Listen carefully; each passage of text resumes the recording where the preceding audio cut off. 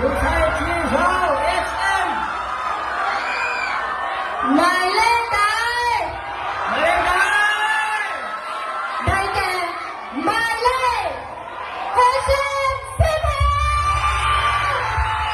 และแน่นอนนักสาวหมายเลข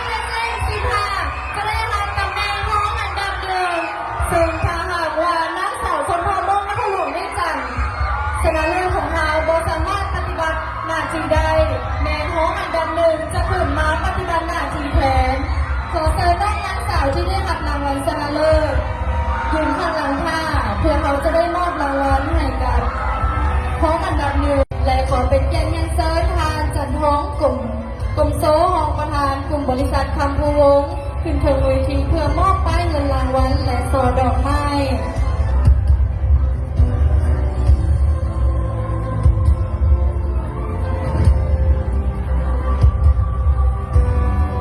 เจ้าและสำหรับน้องนางสาวที่ได้รับตำแหน่งนางสาวเชิงพมงนครหลวงวิจันทร์ประจำปี